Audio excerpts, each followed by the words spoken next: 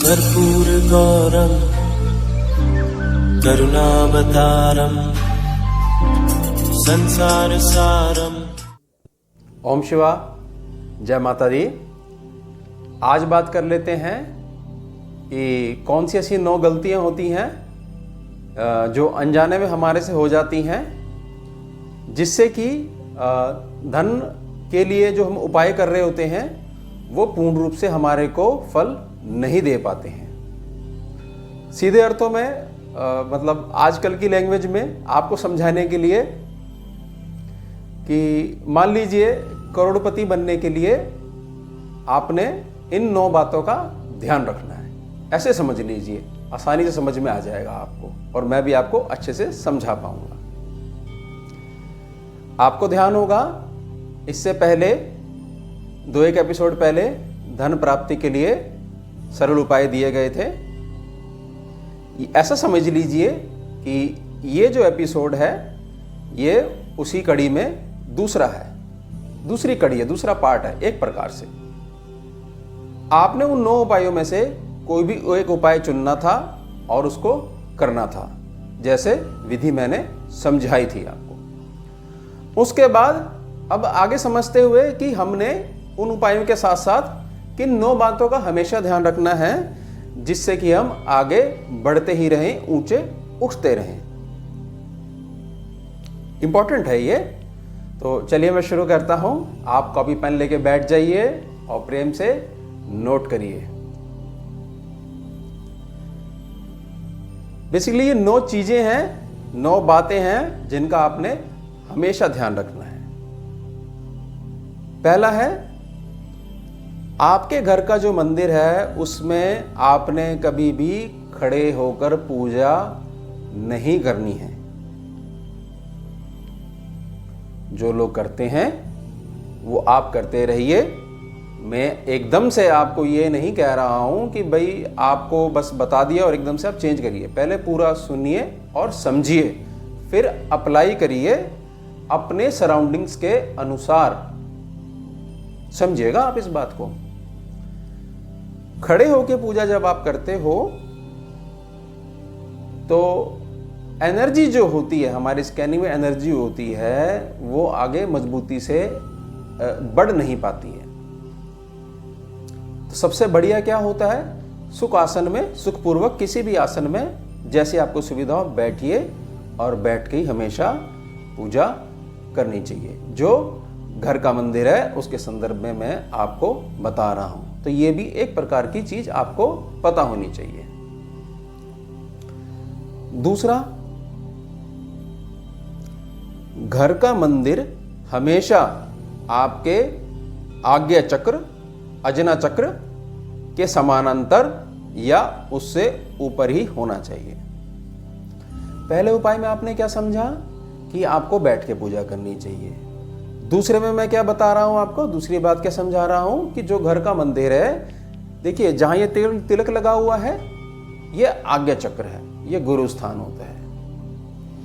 तो भगवान की फोटो है, भगवान की मूर्ति है, जिसको आप प्रेम से देखते हो, दर्शन करते हो, तो वह बिल्कुल इसके समानांतर होनी चाहिए। ऐसी पोजीशन हो, मतलब इतनी ऊंचाई पे मंदिर होना चाहिए, या थोड़ा सा ऊपर, इतना ऊपर नहीं होना चाहिए। एनर्जी बैलेंस रहती है इस चीज से।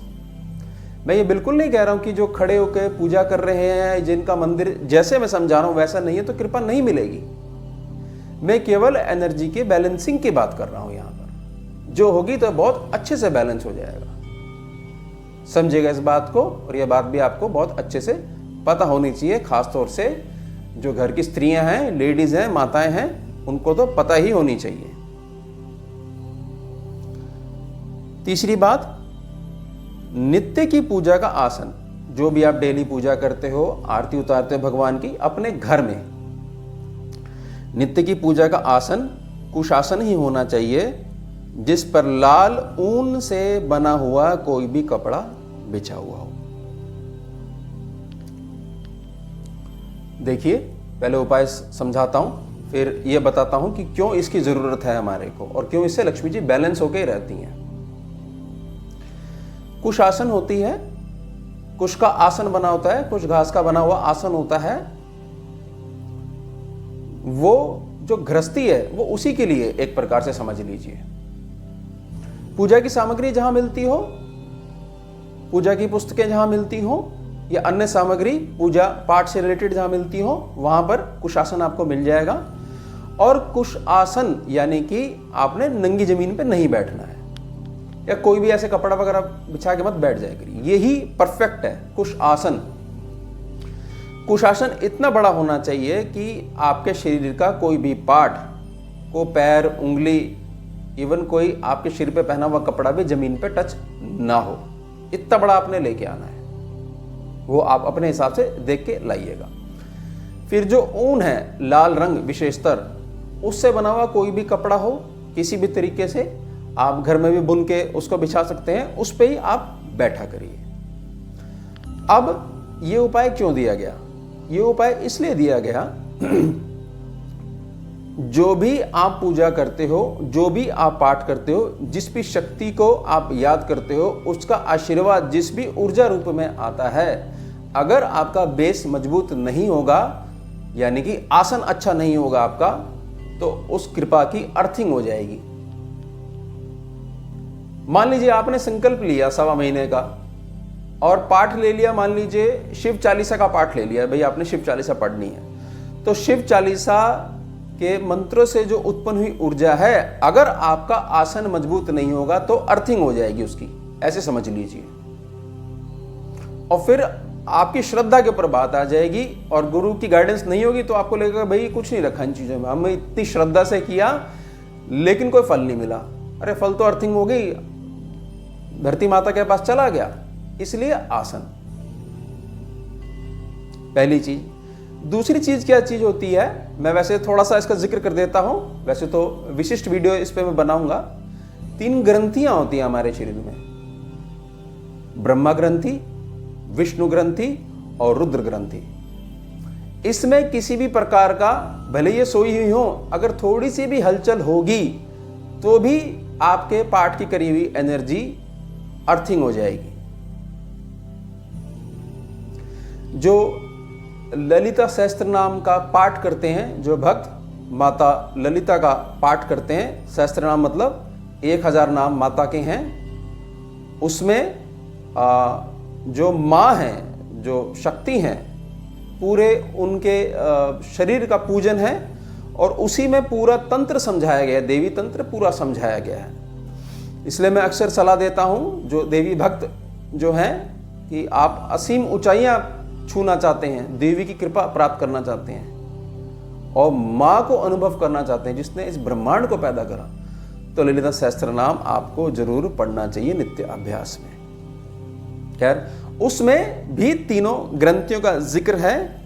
तो ललिता सहस्त्र नाम जो पाठ करते हैं उनको बहुत अधिक तीव्र गति से जो ये विषय लिया गया है उसमें बहुत सफलता मिलती है, बहुत आशीर्वाद मिलता है। तो आसन का मजबूत होना बहुत ज्यादा जरूरी है यहां पर। चौथी बात आपने, 4th पॉइंट, मंगलवार और शनिवार को हमेशा सुबह तथा शाम को झाड़ू लगनी ही चाहिए। किसी कारणवश नहीं लग पाती तो नियम बांध लीजिए, मंगलवार और शनिवार को सुबह और शाम झाड़ू लगनी ही चाहिए। लगाइए झाड़ू, लक्ष्मी प्राप्ति के लिए, लक्ष्मी की स्थिरता बनी रहे, उसके लिए और बढ़ती रहे। झाड़ू हमेशा आपने लाल कपड़े से ढककर और दूसरों की नजर से छिपा कर ही रखनी है।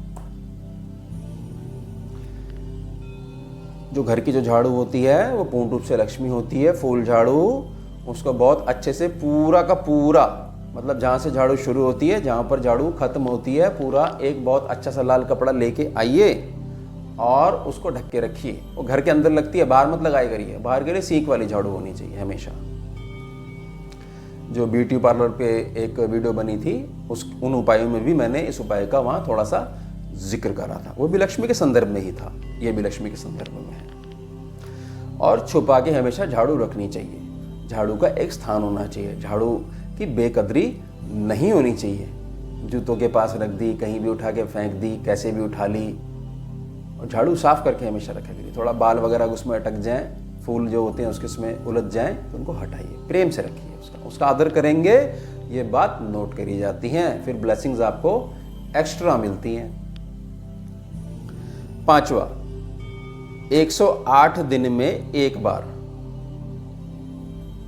108 दिन में एक बार पूरे घर की विशेषता, घर के मंदिर जो कि ईशान कोण होना ही होना चाहिए आपका, और किसी और स्थान पे है तो भी, की सफाई अवश्य करें, और भगवान के वस्त्र और पूजन सामग्री इत्यादि भी नए प्रयोग करें। 108 दिन में मोटा मोटा पूरे घर की सफाई एक बार आप करा करिए। दिवाली पे तो होती ही है, लेकिन एक नियम बना लीजिए, 108 दिन हो गए हैं, लगभग 3-3.25 महीने का जो समय है उसमें एक बार पूरे घर की सफाई, और भगवान हैं, भगवान के वस्त्र हैं, वो सब चेंज करा करिए, नियम बना लीजिए। इससे बहुत आपको कृपा मिलती है। बहुत ध्यान रखने योग्य बातें हैं ये 9 बातें जो मैं बता रहा हूं आपको। 6 लिखिए, महीने में एक बार किसी भी शुभ दिन सामान्य शुद्धि हवन अवश्य करवाएं,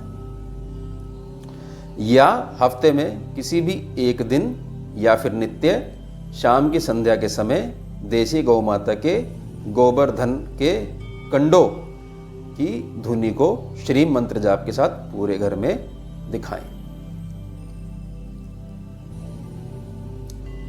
महीने में कोई एक दिन चुन सकते हैं आप, आपकी सामर्थ्य है, आपकी श्रद्धा है तो सामान्य शुद्धि हवन अवश्य होना ही होना चाहिए, अगर आप करवा सकते हैं तो।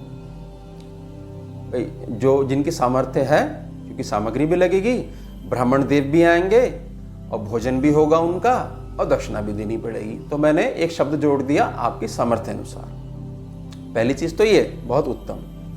और ऐसी संभव ना हो पाए तो किसी भी एक दिन बांध लीजिए, हफ्ते में 7 दिन में से किसी भी एक दिन बांध लीजिए, या फिर रोज अगर कर सकें तो शाम की संध्या के समय जो हमारी भारतीय देसी गौ माता है उसका जो गोवर्धन है, उसके गोसे, उपले या कंडे, एक ही चीज होती हैं तीनों, वो ले आइए, थोड़ी सी कपूर रख लीजिए या थोड़ा सा उस पर देसी घी रख के अग्नि दिखा दीजिए, और उसकी धुनी जो होगी, धुआं जो होगा, वो पूरे घर में थोड़ा थोड़ा सा दिखाइए, और मन ही मन घर की स्त्री करेंगे तो बहुत बढ़िया इसमें रहेगा, बहुत आशीर्वाद मिलेगा। घर की स्त्री इस प्रकार के कार्य करती हैं तो जगदम्बा बहुत प्रसन्न होती हैं, और श्रीहरि भी बहुत प्रसन्न रहते हैं। घर की स्त्री है, देखिए किस प्रकार से कल्याण के लिए प्रयत्न कर रही हैं। और श्री मंत्र जाप मन में करते रहिए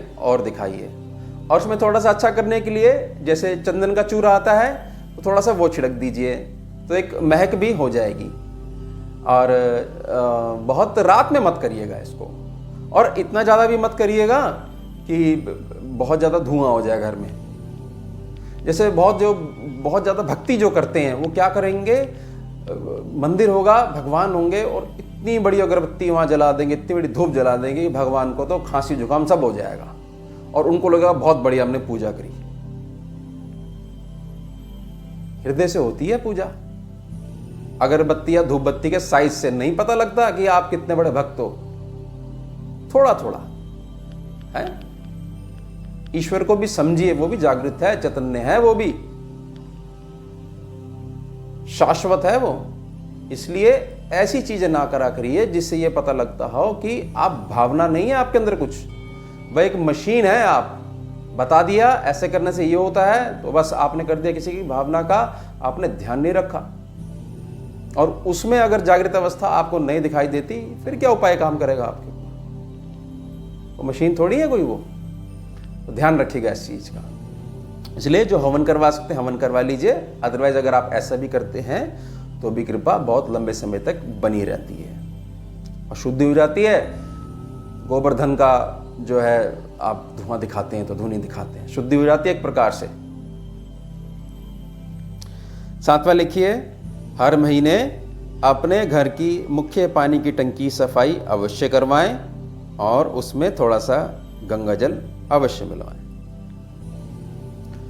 आपकी छत के ऊपर अगर ऐसी व्यवस्था है कि पानी की टंकी की सफाई हो सके तो एक नियम बना लीजिए, हर महीने खुद करिए या करवाइए सफाई टंकी की। जो जल स्तोत्र है आपका, पूरा सोर्स है पूरा, और थोड़ा सा गंगा जल उसमें मिलाया करिए। सफाई आपने करवा दी, थोड़ा सा गंगा जल डाल दीजिए, फिर पानी ऑन कर दीजिए। मतलब जैसी भी आपकी सुविधा हो या जैसा भी आपका ढंग हो, अगर संभव हो सके। और जहाँ पर बड़ी बड़ी सोसाइटीज़ हैं, लोग फ्लैट्स में रहते हैं, एक ही टंकी है, तो जो भी टंकी की सफाई होती है उनको ही थोड़ा सा गंगा जल दे दीजिए। देखिए इसमें क्या अच्छा होगा, आपने जिनका घर है, जिनकी अपनी टंकी है, उनका तो कल्याण हो ही गया, चलिए उन्होंने तो अपने लिए कर लिया, ये उपाय पता लग गया।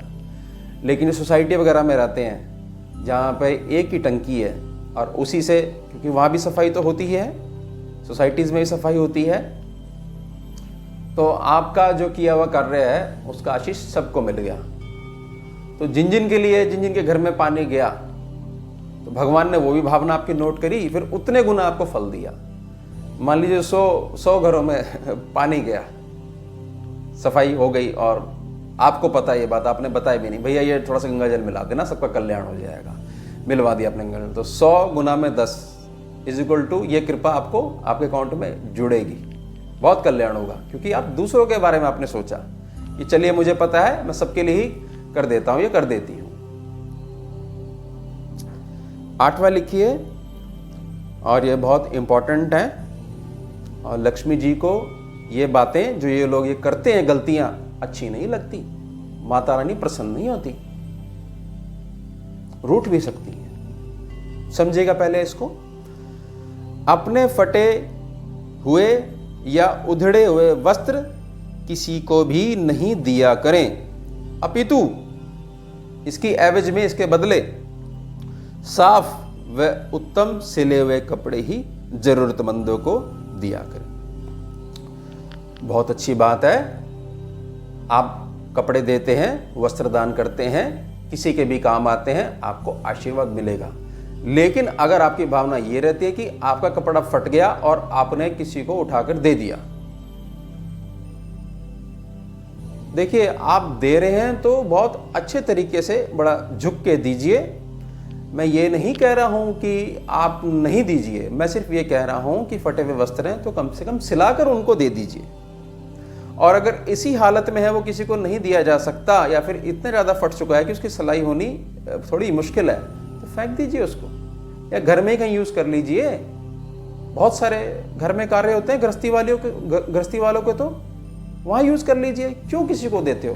उसका मन भी दुखता है, वो तो बेचारा वैसे ही भोग रहा होता है, और ऊपर से वो फटा हुआ कपड़ा देखता है, वो उसके मन में तो ये बात आ जाती है शायद मैं इसी लायक हूँ। उसके अंदर भी शिव शिवा बैठते हैं, ईश्वर है उसके हृदय में भी और आपके अंदर भी। तो आदत बनाइए कि जो वस्त्र हैं देते हैं, अगर आप बहुत अच्छी बात करते हैं और कोई बुराई नहीं है इसमें, और कोई वहम करने की जरूरत नहीं है, कोई शुक्र आपका डाउन नहीं होगा, बस उसको थोड़ा सा अच्छा सा करके वस्त्रों को दिया करिए। आपकी उच्च भावना ही लक्ष्मी जी को प्रिय है, समझेगा इस बात को। मां है वो, जगदम्बा है, तो इन चीजों का ध्यान रखा करिए आप।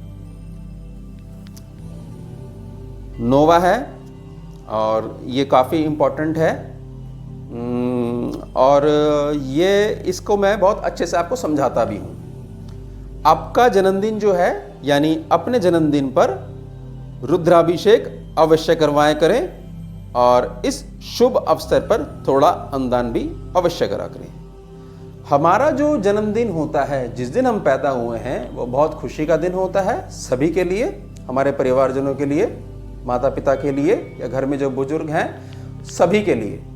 जन्मदिन जो होता है उस दिन अगर हम किसी कर्मकांडी ब्राह्मण से उनका अमूल्य समय मांग लें और प्रार्थना करें कि ब्राह्मण देव, पुत्र का या पुत्री का जन्मदिन है और हम चाहते हैं आप कृपा करें बच्चे के ऊपर, हमारी बच्ची के ऊपर, और भगवान रुद्र का अभिषेक आप करवाएं, तो थोड़ा सा समय तो लगता है इसमें, लेकिन बहुत कल्याण प्राप्त होता है आपको। और केवल जो रुद्राभिषेक करवाते हैं उनको ये बात ध्यान रखनी होती है कि रुद्राभिषेक के बाद थोड़ा सा अन्नदान भी करना चाहिए और हो सके थोड़ा वस्त्रदान भी करना चाहिए। और शनि का दान थोड़ा सा आप कर सकते हैं, जैसे कि चप्पलें वगैरह हैं वो ज़रूरतमंदों को आप बांट सकते हैं। और इसमें ऐसा समझिए कि जन्मदिन बहुत खास होता है, उसको अगर थोड़ा सा घर वालों के साथ साथ अगर आपकी सामर्थ्य है तो समाज में जो भी ज़रूरतमंद हैं, जो नीडी पर्सन्स हैं, उनको भोजन वगैरह खिलवाइए, अच्छे से गौशाला जाइए, गौ माता को चारा खिलाइए, सेवा करिए, आशीर्वाद दीजिए। तो वो जो चीज़ है उस दिन, क्योंकि उस दिन आप पैदा हुए हो, खास दिन होता है वो, बहुत शक्तियाँ होती हैं उस दिन से, और वही आप लेके चलते हो हर वर्ष। तो अपना जन्मदिन आप ऐसे मनाते हो तो भी लक्ष्मी जी की कृपा आपके ऊपर बनी ही रहती है। तो ये 9 बातें हैं। ये 9 बातें अगर आप ध्यान रखते हो, जो मैंने 9 पॉइंट्स बताए हैं, और बहुत शुद्ध भावना से करते हो, और साथ ही साथ जो धन प्राप्ति के 9 उपाय थे उनमें से किसी भी एक उपाय को लेके आप चलते हो, तो बहुत अच्छी आप प्रकार से लक्ष्मी माता का आशीर्वाद प्राप्त करोगे ही करोगे। और छोटा सा मैसेज मैं देना चाहता हूँ कि लक्ष्मी जी के पीछे बहुत अधिक भागोगे तो लक्ष्मी जी बिल्कुल भी ना तो आपकी समझ में आएंगी ना पकड़ में आएंगी। भगवान नारायण की तरह अगर आप सबका ख्याल रखने लग जाओगे, अब भगवान जब शयन करेंगे, योग निद्रा करेंगे, तो माता क्या करती हैं, स्वयं ही आ जाती हैं कि भगवान आ गए हैं, लाइए मैं चरण दबा देती हूँ, इनकी सेवा करने से मुझे भी पुण्य प्राप्त हो जाएगा। तो पुत्र रूप में, पुत्री रूप में लक्ष्मी माता आपके पास आएंगी। माया नहीं आएगी, लक्ष्मी माँ आएंगी, माँ आएंगी। और देवी को ना बुलाया करो, अभ्यास करा करो माँ पुकारने का। माँ बच्चे के पास आएगी ही आएगी। ध्यान रखिएगा इन चीज़ों का। और छोटी सी मेरी प्रार्थना रहेगी, अब से आपकी कोई भी क्वेरी हो, कोई भी सवाल हो, कोई भी प्रश्न हो वीडियो से रिलेटेड, तो सिर्फ और सिर्फ चैनल का जो कमेंट सेक्शन है आप वहीं कमेंट करिए, मैं आपको उत्तर दूंगा। और मेरा जो नंबर है उस पर अब आप आज से अब आप व्हाट्सएप ना करिएगा, कोई भी दूसरा मैसेज ना करिएगा। कमेंट सेक्शन में जो भी आपकी कुंडली होगी, अगर मुझे लगेगा कि मुझे कुछ विशिष्ट आपको बताना है, कुछ मुझे ऐसी ऊर्जा दिखेगी या गुरु माता की ऐसी आज्ञा होगी, तो मैं आपको व्हाट्सएप सेक्शन में ही लिख दूंगा कि आप समय लेकर कॉल कर लीजिएगा। जब मैं ये लिखूंगा तभी आप, क्योंकि आपके पास है मेरा नंबर, व्हाट्सएप पे आप कर दीजिएगा और मैं उस पर आपको समय भेज दूंगा, और जो समय होगा उसमें आपसे उस विषय पे बात करी जाएगी। तो ध्यान रखिएगा। ओम शिवा, जय माता।